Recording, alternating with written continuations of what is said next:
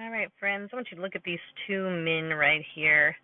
Now, what I want you thinking about is not the fact that they are superheroes or their superhero powers, but just look at the sheer size of them, okay? So we look at this man and we look at this man. What do you notice?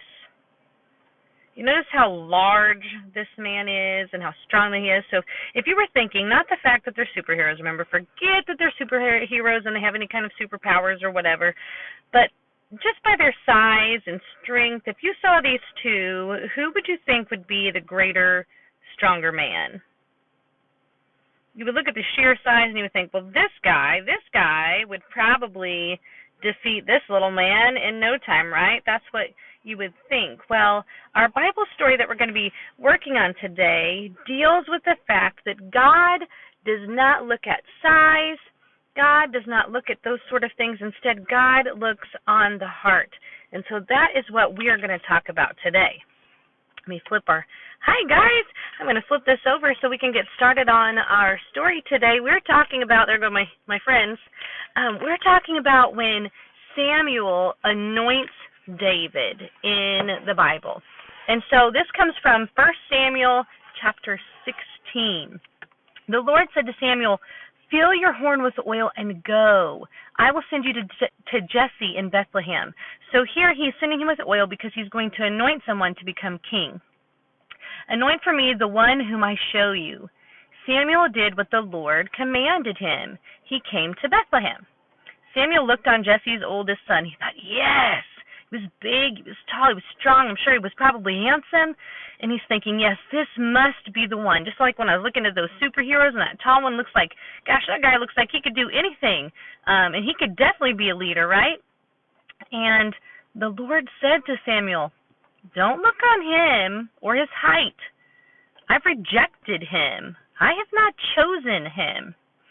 For the Lord sees not as men see." He doesn't look on people the way that we look on them. He doesn't see what we see. He is looking inside at the heart. He sees what is in there, what's hidden, what we try not to show other people. He sees our heart. Then Jesse called another son. He made him walk by, and Samuel said, "The Lord has not chosen this one." Then Jesse made another son pass by, and guess what? Samuel said, "The Lord has not chosen this one." Jesse made 7 of his sons pass before Samuel. You know what Samuel said? Samuel said to Jesse, "The Lord has not chosen these." And then he's wondering to himself, gosh, does he have any more sons, right? And so Samuel says to Jesse, "Are all your sons here?" And Jesse said, "Well, there's the youngest. Behold, he is keeping the sheep." So here we have the youngest. He's not going to be the tallest. He's not going to be the strongest. Who knows? He might not even be the handsomest. But his responsibility is just looking over the sheep. And so he's not even here at the time that Samuel comes to anoint the next king. They're not thinking of the youngest son being the one that's going to be chosen. Usually in biblical times, it's the oldest son that inherits, that gets the blessing, that receives the blessing. And here, in this story, they didn't even have David with the rest of his family. Samuel said to Jesse, "Send and get him. We will not sit down till he comes here." And Jesse sent for David. So they had to go out to the fields because, remember, he is keeping watch over the sheep. They had to go out to the fields to get David. David was ruddy. He had beautiful eyes. He was handsome. So David was very good looking. The Lord said to Samuel, "Arise, anoint him." Could you imagine how his older siblings must have felt? Like, we were rejected, and here's David, the youngest. He's just a good-looking boy, but why choose him? Why choose David? Well, it's because God wasn't looking on outward appearances. God was looking on the heart.